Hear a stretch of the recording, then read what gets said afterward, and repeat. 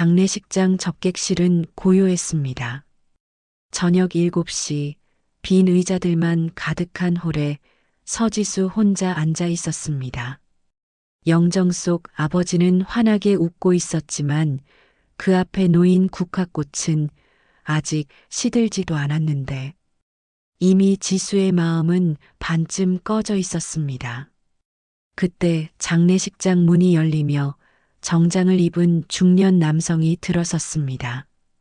그는 조심스럽게 지수에게 다가와 두꺼운 봉투를 내밀었습니다. 고인께서 미리 준비해 두신 겁니다. 지수는 봉투를 받아들었습니다. 손이 떨렸습니다. 평생 읍내 철물점을 운영하셨던 아버지가 변호사를 선임하셨다니요. 과연 그 봉투 안에는 무엇이 들어 있었을까요? 그리고 900억 상속 소식을 들은 시댁의 태도는 어떻게 변했을까요? 오늘 이야기가 궁금하시다면 잠시 구독 버튼을 눌러주세요. 평범해 보이는 사람들의 숨겨진 이야기를 매일 전해드립니다. 알림 설정까지 해두시면 내일 이야기도 가장 먼저 만나실 수 있습니다. 이제 이틀 전으로 돌아가겠습니다. 그날 오후 2시 지수의 휴대폰이 울렸습니다. 화면에 친정 이모의 이름이 떠 있었습니다. 지수야, 아버지가 갑자기 쓰러지셨어. 지금 응급실이야. 지수는 그 순간 손에 들고 있던 국자를 내려놓지 못했습니다. 시어머니 노정숙이 주방 문 앞에 서 있었거든요. 저녁 6시까지 온 가족이 모여 유럽 여행짐을 점검하기로 한 날이었습니다.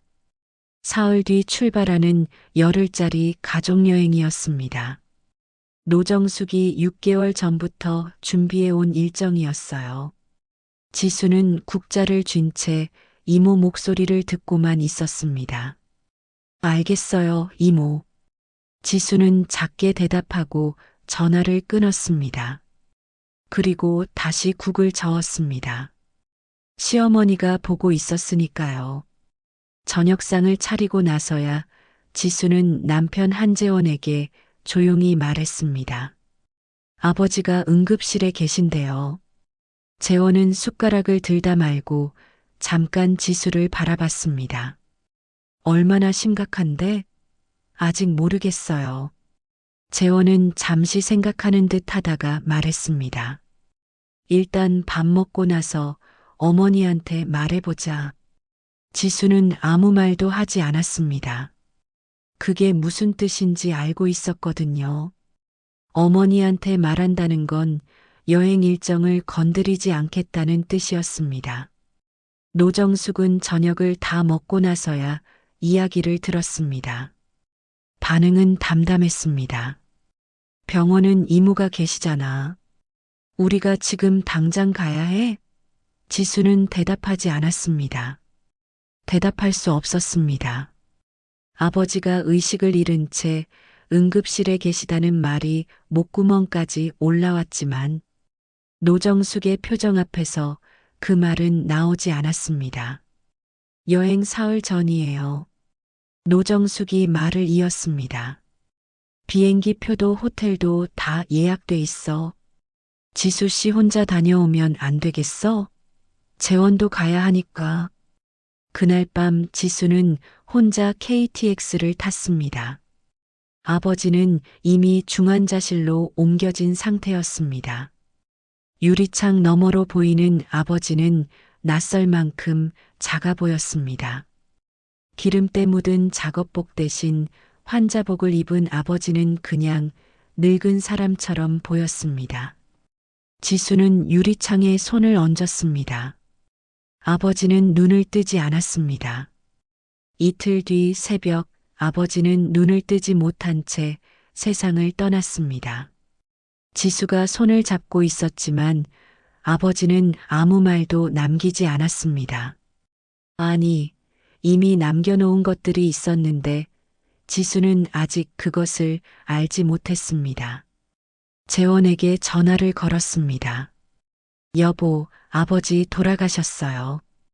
전화 너머로 잠시 침묵이 흘렀습니다. 그리고 재원이 말했습니다. 많이 힘들겠다. 장례식장은 어떻게 할 거야? 지수는 전화를 쥔 손에 힘을 주었습니다. 혼자 할게요. 재원은 잠깐 망설였습니다.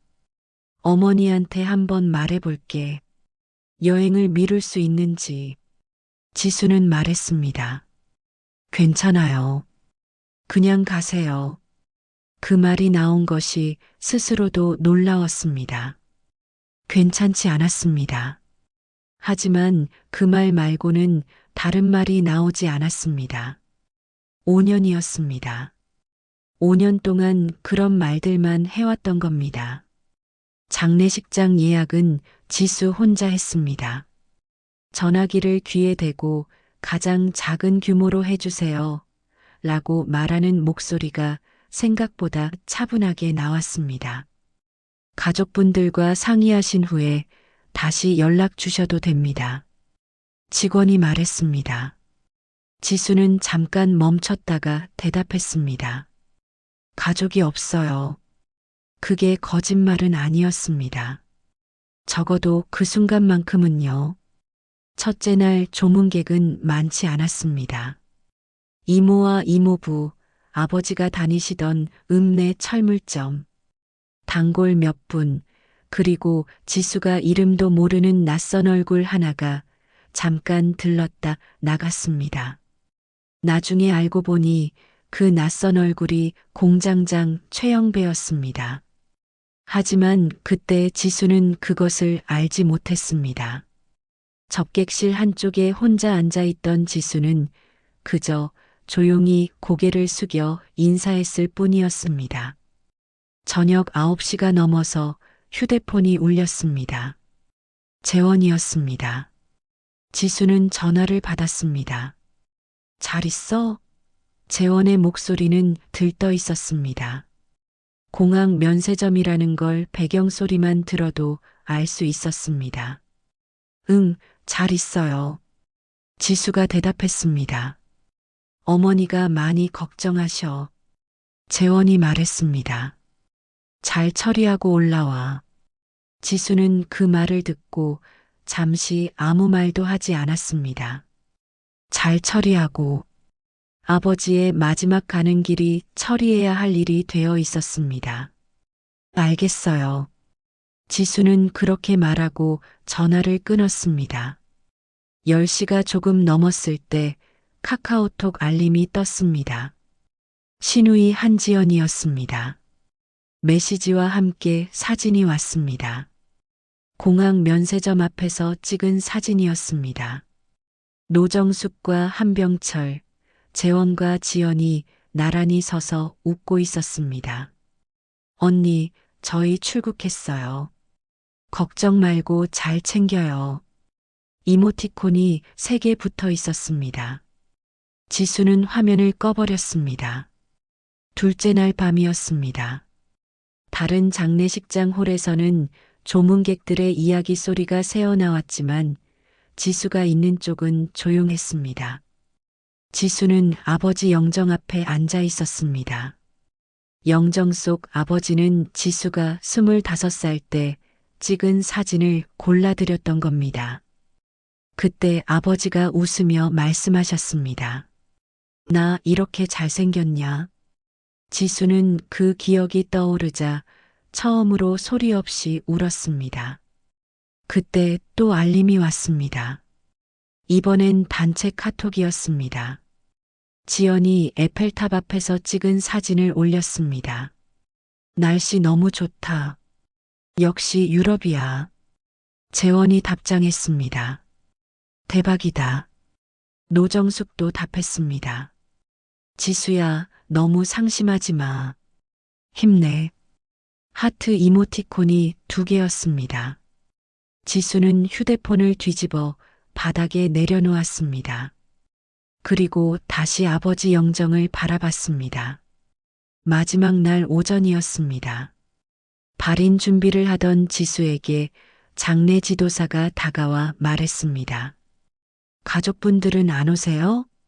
지수는 잠깐 그 말을 듣고 있었습니다. 받을 일이 있어서요. 지수가 대답했습니다. 장례 지도사는 더 묻지 않았습니다. 발이는 조용했습니다. 이모와 이모부, 그리고 읍내 단골 두 분이 끝까지 함께해 주었습니다. 운구차가 출발할 때 지수는 뒤를 돌아보지 않았습니다. 그때였습니다. 장례식장 입구에서 정장을 입은 남자가 지수에게 조심스럽게 다가왔습니다. 실례합니다. 서지수 씨 맞으시죠? 지수는 고개를 끄덕였습니다. 저는 법무법인 정도의 임태성 변호사입니다. 고인께서 미리 준비해 두신 서류가 있습니다. 장례가 끝나시면 꼭 확인해 주시기 바랍니다. 지수는 두꺼운 봉투를 받아들었습니다. 아버지가 변호사를 선임하셨다는 게 아직도 실감이 나지 않았습니다. 평생 기름때 묻은 작업복을 입고 철물점 카운터에 앉아 계시던 분이었는데요. 아버지를 안장하고 집으로 돌아온 건 저녁 무렵이었습니다. 지수는 현관문을 열고 들어서다가 잠깐 멈췄습니다. 아무도 없는 집이 이렇게 낯설게 느껴진 적이 없었습니다. 신발을 벗고 들어가 거실 소파에 그대로 주저앉았습니다. 코트도 벗지 않은 채였습니다. 봉투는 가방 안에 있었습니다. 지수는 한참 동안 꺼내지 않았습니다. 꺼내는 순간 뭔가가 달라질 것 같은 느낌이 들었거든요. 아버지가 남긴 것이라는 게 실감 나기 시작하면 더 크게 울 것 같았습니다. 지수는 숨을 한번 고르고 나서 봉투를 꺼냈습니다. 안에는 서류가 여러 장 들어 있었습니다. 맨 위에 있는 것은 손편지였습니다. 아버지의 글씨체였습니다. 지수야, 아버지가 너한테 숨겨온 게 있어. 지수는 그 첫 줄을 읽고 멈췄습니다. 가슴이 쿵 내려앉는 것 같았습니다. 손편지 밑에는 서류들이 차곡차곡 쌓여 있었습니다. 지수는 천천히 한 장씩 넘겼습니다. 특허 등록증이었습니다. 한 장이 아니었습니다. 묶음으로 되어 있었는데 세어보니 41장이었습니다. 산업용 정밀 부품 관련 특허들이었습니다. 발명자란에는 서만복이라는 이름이 선명하게 찍혀 있었습니다.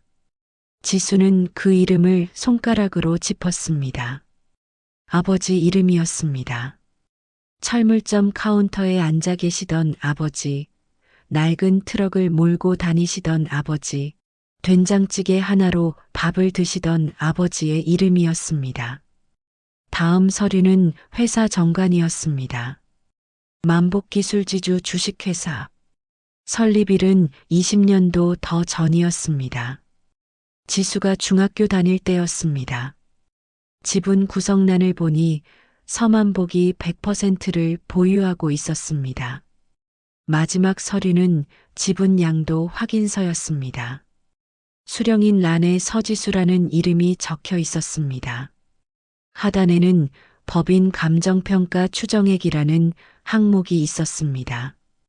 지수는 그 숫자를 보고 서류를 내려놓았습니다. 920억 원이었습니다. 한참 동안 아무것도 할 수 없었습니다. 머릿속이 텅 빈 것 같았습니다.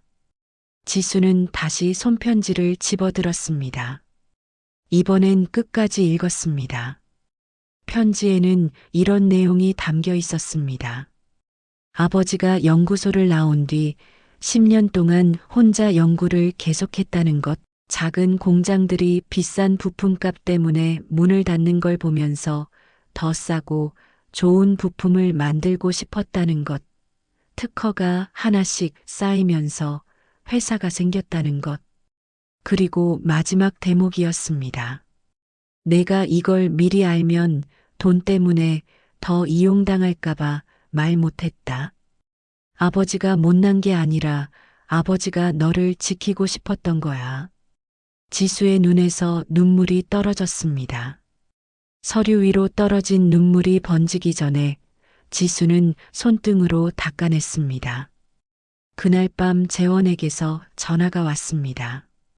유럽은 지금 낮이라고 했습니다.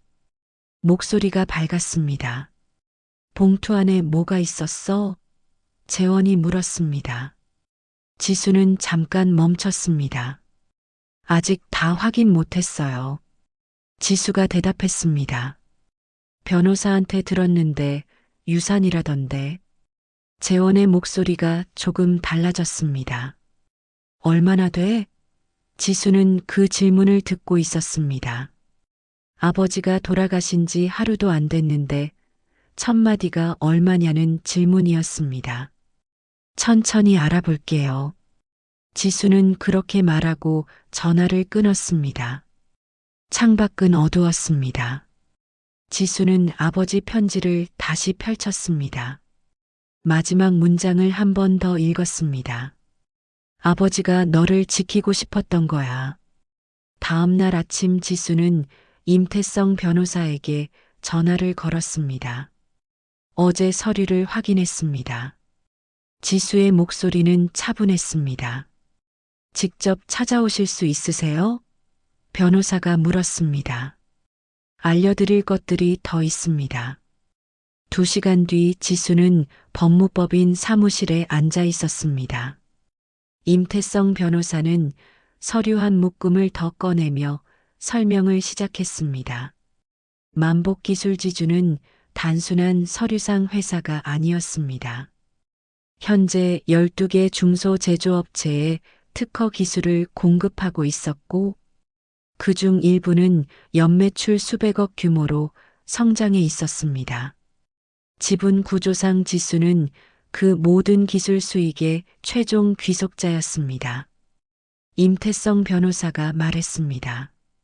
아버님께서는 이 회사를 20년 동안 철저히 숨기셨습니다. 법인 주소도 대표 연락처도 전부 공장장 최영배 씨 명의로 운영해 오셨어요. 지수는 그 이름을 듣고 멈췄습니다. 최영배. 장례식장에 잠깐 들렀다 나간 낯선 얼굴이 떠올랐습니다. 그날 오후 지수는 임태성 변호사의 안내를 받아 경기도 외곽의 공단 지역으로 향했습니다.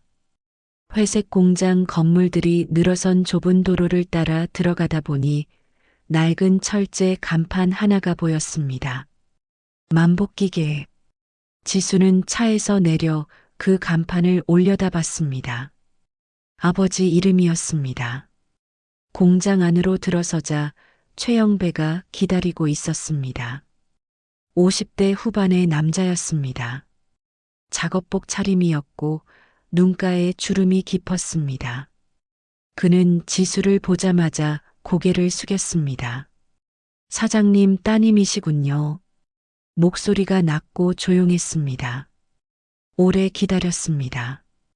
최영배는 지수를 사무실로 안내했습니다. 낡은 책상 위에 두꺼운 파일이 놓여 있었습니다. 아버님이 직접 쓰신 연구 일지입니다. 최영배가 파일을 밀어주며 말했습니다.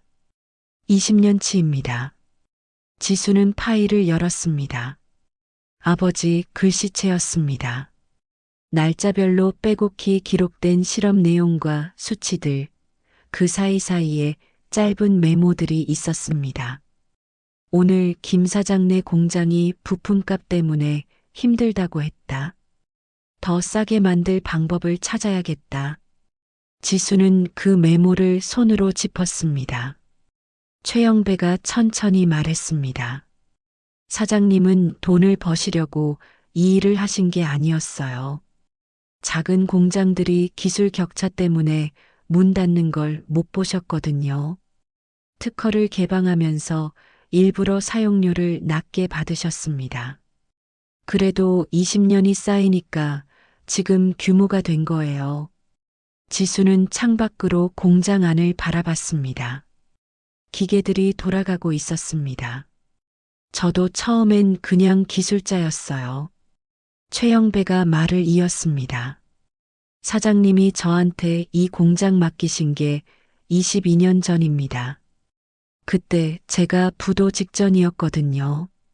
지수는 조용히 듣고 있었습니다. 그때 최영배가 조심스럽게 꺼낸 말이 있었습니다. 따님, 남편분 회사 아시죠?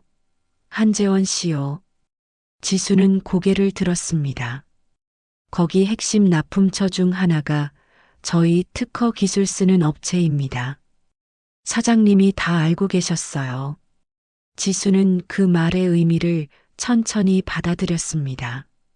아버지는 사위가 자신의 기술 위에서 월급을 받고 있다는 걸 알면서도 아무 말씀을 안 하셨던 겁니다. 딸한테도 사위한테도요.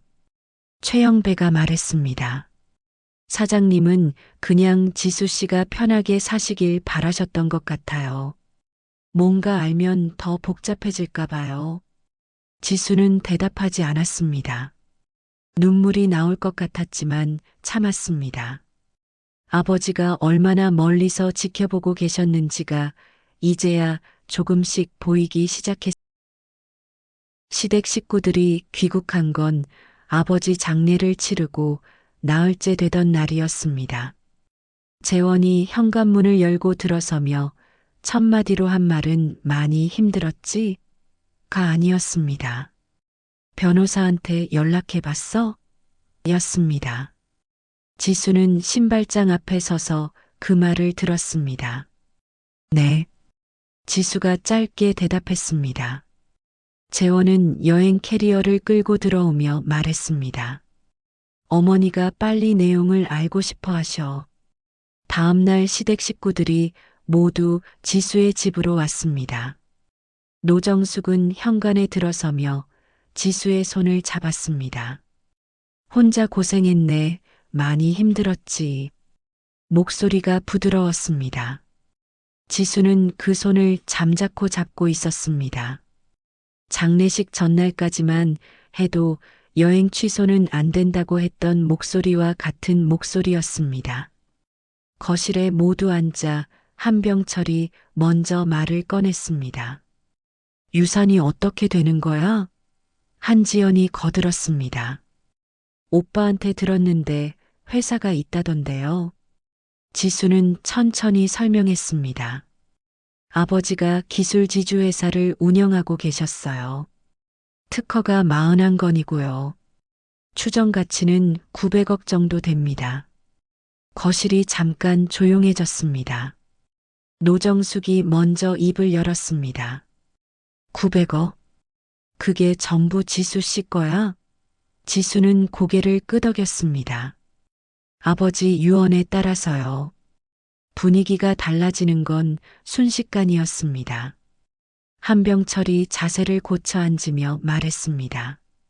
그래도 가족회의를 통해서 결정해야지. 900억이면 우리 모두가 관련된 문제 아니겠어. 한지연도 적극적으로 나섰습니다. 옳게. 저도 부동산 관련 공부 좀 했는데요. 기술지주회사는 지분 구조를 어떻게 짜느냐에 따라 세금이 완전히 달라져요.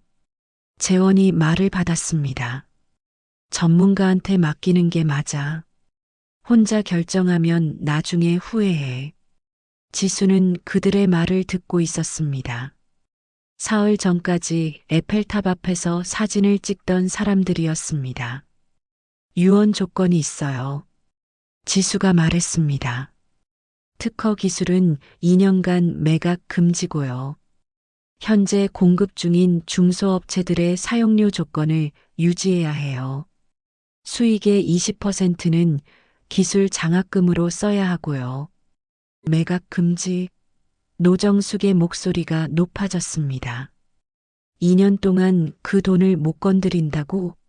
조건은 지켜야죠. 지수가 말했습니다. 어머니 뜻이에요. 한병철이 혀를 찼습니다. 돌아가신 분 뜻을 그대로 따르는 게 능사가 아니야. 지금 세상이 어떤 세상인데. 재원이 조용히 지수 옆으로 다가와 낮은 목소리로 말했습니다. 여보, 일단 어머니 말씀 들어. 나중에 우리끼리 얘기하자. 가족회의는 2시간 넘게 이어졌습니다. 지수는 대부분의 시간 동안 듣기만 했습니다. 그들이 꺼내는 말들은 조금씩 달랐지만 결국 같은 방향을 향하고 있었습니다. 조건을 무력화하고 빠르게 현금화하자는 것이었습니다. 지수는 그날 저녁 혼자 방에 앉아 아버지 편지를 다시 꺼냈습니다. 내가 이걸 미리 알면 돈 때문에 더 이용당할까봐 말 못했다. 아버지는 이미 알고 계셨던 겁니다. 오늘 이 거실에서 벌어질 일을요. 사흘 뒤였습니다. 지수는 우편함에서 두꺼운 봉투 하나를 꺼냈습니다. 발신인은 한국산업개발 주식회사였습니다. 뜯어보니 부동산 매입 제안서가 아니었습니다. 기술 자산 인수 제안서였습니다. 만복기술지주 보유 특허 전체를 1,100억 원에 인수하겠다는 내용이었습니다. 그런데 지수의 눈이 멈춘 건 금액이 아니었습니다. 제안서 하단에 작은 글씨로 적힌 항목이었습니다. 기술 자산 중개 수수료 80억 원, 수령인 한재원. 지수는 봉투를 들고 거실로 나왔습니다. 손이 떨리지 않았습니다. 오히려 머릿속이 이상하리만큼 고요했습니다. 재원에게 전화를 걸었습니다. 회사에 있던 재원이 받았습니다. 여보, 지금 집에 올 수 있어요? 왜? 무슨 일이야? 서류 때문에요. 지수가 말했습니다. 한산업개발에서 온 거요. 전화 너머로 잠깐 침묵이 흘렀습니다. 재원의 목소리가 조금 낮아졌습니다. 집에 가서 얘기하자. 1시간 뒤 들어온 재원은 이미 각오를 단단히 한 표정이었습니다. 지수가 제안서를 탁자 위에 내려놓자 재원은 한번 보고 나서 말했습니다. 맞아. 내가 연락했어. 지수는 그 말을 듣고 잠시 재원을 바라봤습니다. 내 동의도 없이요? 동의. 재원이 피식 웃었습니다. 부부 재산인데 내가 왜 허락을 받아야 해? 지수는 대답하지 않았습니다. 80억은요? 지수가 물었습니다. 내 몫이지. 재원이 당연하다는 듯 말했습니다. 중개해준 대가야. 회사 선배가 거기 다니거든. 어차피 팔 거 아니야. 미리 알아본 게 뭐가 잘못됐어. 유언 조건이 있잖아요. 2년간 매각 금지예요. 지수가 말했습니다. 그런 조건 무시하면 돼. 재원의 목소리가 높아졌습니다. 1,100억을 그냥 두면 어떻게 해? 아버지 뜻이에요. 지수가 말했습니다. 재원이 소리쳤습니다. 돌아가신 분 뜻이 살아있는 우리보다 중요해? 그날 밤 시댁 식구들이 모두 들이닥쳤습니다. 재원이 연락을 했던 것 같았습니다. 노정숙이 흥분한 목소리로 말했습니다. 지수 씨, 이런 기회가 또 오겠어. 1,100억이야. 80억 수수료까지 받으면 우리 가족 전체가 평생 걱정 없이 사는 거라고. 한병철도 거들었습니다. 어른 말을 들어. 고집 피울 때가 아니야. 한지연은 더 직접적이었습니다. 옳게, 솔직히 그 조건들 지킬 이유가 뭐예요? 죽은 사람이 살아있는 우리한테 이래라 저래라 하는 게 말이 돼요? 지수는 그 말을 끝까지 들었습니다. 그리고 천천히 말했습니다. 안 팔 거예요. 거실이 순식간에 소란스러워졌습니다. 재원이 지수 앞에 바짝 다가섰습니다. 여보, 제정신이야? 지수는 재원을 바라봤습니다. 5년이었습니다. 5년 동안 이 사람의 눈치를 봤습니다. 저녁상을 먼저 차렸고, 여행 가라고 먼저 말했고, 괜찮다고 먼저 말했습니다. 그런데 지금 이 사람의 눈에는 지수가 없었습니다. 돈만 있었습니다. 그날 밤 지수는 혼자 방에 앉아 오래 생각했습니다. 아버지가 왜 아무것도 말씀하지 않으셨는지, 왜 끝까지 숨기셨는지, 그 이유가 이제는 선명하게 보였습니다. 지수는 서랍을 열었습니다. 그 안에 이혼 서류가 있었습니다. 며칠 전 혼자 출력해 두었던 것이었습니다. 지수는 펜을 들었습니다. 손이 떨리지 않았습니다.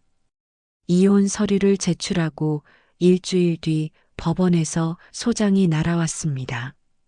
한국산업개발 주식회사가 계약 이행 거부를 이유로 손해배상 소송을 제기한 것이었습니다. 500억 원 배상을 요구하는 내용이었습니다. 지수는 소장을 펼쳐 끝까지 읽었습니다. 마지막 장에 진술서 제출인 이름이 있었습니다. 한재원이었습니다. 이혼 서류를 낸 지 일주일 만에 남편이 상대편 증인으로 이름을 올려놓은 것이었습니다. 임태성 변호사 사무실에서 대응 전략을 세웠습니다. 유언의 유효성을 증명하는 것이 핵심이었습니다. 아버님의 진짜 뜻이 무엇이었는지를 보여줘야 합니다. 임태성 변호사가 말했습니다. 단순한 재산 상속이 아니라 20년간 쌓아온 철학의 전수였다는 걸 입증해야 해요. 그때 최영배에게서 연락이 왔습니다. 저도 나가겠습니다. 최영배가 말했습니다. 사장님 뜻을 제일 잘 아는 사람이 저니까요. 특허 수혜 업체 대표들도 함께 하겠다고 했습니다. 지수는 전화를 끊고 한동안 움직이지 못했습니다. 첫 번째 공판이었습니다. 재원은 증언석에 앉아 차분한 목소리로 말했습니다. 장인어른이 말년에 판단력이 많이 흐려지셨습니다. 치매 초기 증상이 있으셨고 이 유언은 그 시기에 작성된 겁니다. 지수는 방청석에서 그 말을 들었습니다. 손이 떨렸습니다. 아버지가 연구일지를 쓰시던 손을 생각했습니다. 41개의 특허를 만들어내신 손이었습니다. 노정숙도 증인으로 나섰습니다. 지수가 평소에 고집이 세고 독단적이었다고 증언했습니다. 한병철은 며느리가 가족 의견을 무시한다고 했습니다. 한지연은 법적 자료까지 제출하며 유언 조건의 위법성을 주장했습니다. 그들은 완전히 지수의 적이 되어 있었습니다. 두 번째 공판에서 최영배가 증언석에 섰습니다. 그는 낡은 점퍼를 입고 왔습니다. 증언석에 앉은 최영배는 20년을 천천히 풀어놓았습니다. 사장님은 연구비가 부족하면 본인 생활비를 줄이셨습니다. 최영배가 말했습니다. 특허 사용료를 올릴 수 있었는데도 안 올리셨어요. 작은 공장들이 감당할 수 있는 수준이어야 한다고 하셨거든요. 법정이 조용해졌습니다. 특허 수혜 업체 대표들도 차례로 증언했습니다. 사장님 기술 없었으면 저희 공장 진작에 문 닫았습니다. 한 대표가 말했습니다. 사용료 낮춰주신 덕분에 직원들 월급 줄 수 있었어요. 세 번째 공판에서 결정적인 증거가 제출됐습니다.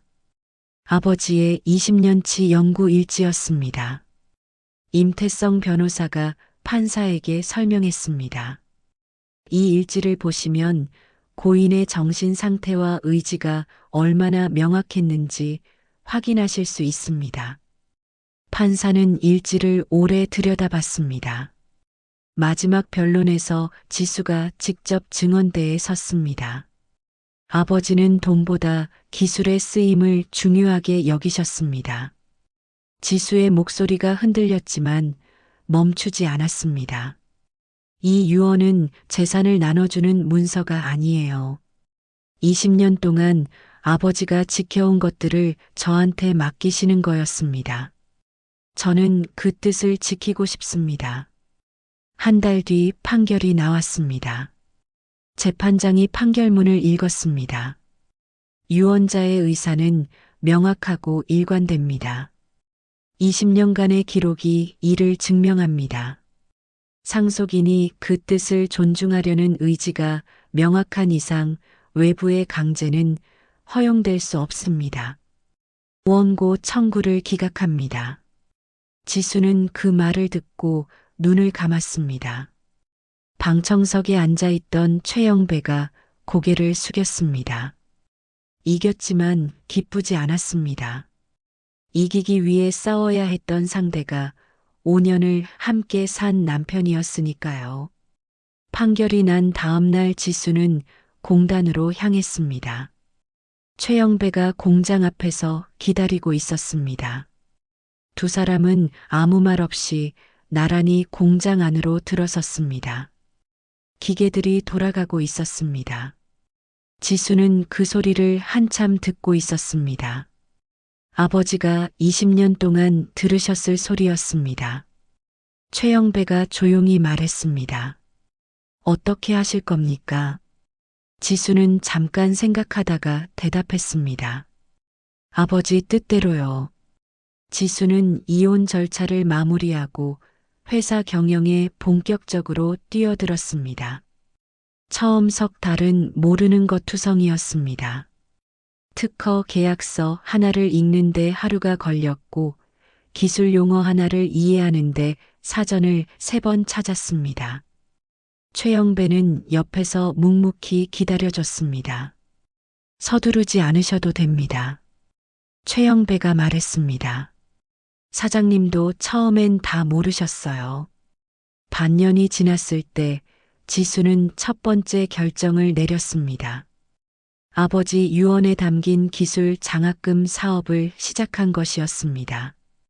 장학금 1호 수혜자는 경남 창원의 작은 금속 가공 공장 딸이었습니다. 아버지가 20년 전 특허 사용료를 처음 낮춰드린 공장이었습니다. 지수는 수혜자를 직접 만나러 갔습니다. 19살 여학생이 공장 한켠에서 기계 소리를 들으며 자란 아이였습니다. 악수를 하는데 손이 거칠었습니다. 아버지 손이 떠올랐습니다. 1년이 지났습니다. 지수는 회사 로비를 새로 꾸몄습니다. 인테리어 업체가 깔끔한 현판을 달아드리겠다고 했지만 지수는 다른 것을 가져왔습니다. 아버지 철물점 간판이었습니다. 기름때가 조금 남아있는 낡은 나무 간판이었습니다. 로비 정면 벽에 그것을 달았습니다. 최영배가 옆에서 보다가 눈을 붉혔습니다. 지수는 간판을 올려다보며 말했습니다. 어울려요. 최영배가 고개를 끄덕였습니다. 사장님이 좋아하셨을 겁니다. 2년이 지나 법적 제약이 풀렸을 때 지수에게는 매일 연락이 왔습니다. 인수 제안이었습니다. 금액은 1,500억에서 2,000억 사이를 오갔습니다. 지수의 대답은 매번 같았습니다. 감사하지만 매각 계획이 없습니다. 그 무렵 시댁 식구들이 하나씩 찾아오기 시작했습니다. 가장 먼저 온 것은 노정숙이었습니다. 그는 지수 앞에서 무릎을 꿇었습니다. 장례식 날 여행 간 거 평생 후회할 거야. 노정숙의 목소리가 떨렸습니다. 지수는 그 말을 조용히 듣고 있었습니다. 2년 전이었다면 그토록 듣고 싶었던 말이었습니다. 하지만 지금은 그냥 늙은 사람의 목소리로 들렸습니다. 일어나세요. 지수가 말했습니다. 지나간 일이에요. 한병철이 왔고 한지연이 왔습니다. 재원이 마지막으로 왔습니다. 그는 가장 초라한 모습이었습니다. 내가 너무 잘못했어. 재원이 말했습니다. 내 선택이 옳았다는 거 이제는 알아. 다시 시작할 수 없을까? 지수는 재원을 바라봤습니다. 법정에서 아버지를 치매 환자로 만들려 했던 사람이었습니다. 태연 씨, 지수가 담담하게 말했습니다. 저는 제 길을 가겠어요. 그해 가을 아버지 제삿날이었습니다. 지수는 공단 근처 작은 식당을 빌렸습니다. 최영배가 왔고 장학금 수혜자 여학생이 왔습니다. 특허 수혜 업체 대표들이 왔고 임태성 변호사가 왔습니다. 시댁 식구들은 없었습니다. 지수는 아버지 사진을 상 위에 올려놓고 잔을 따랐습니다. 아버지, 딸이 해냈어요. 지수가 조용히 말했습니다. 사람이 먼저라는 거 잊지 않았어요. 창밖으로 공단의 불빛이 보였습니다. 공장들이 돌아가고 있었습니다.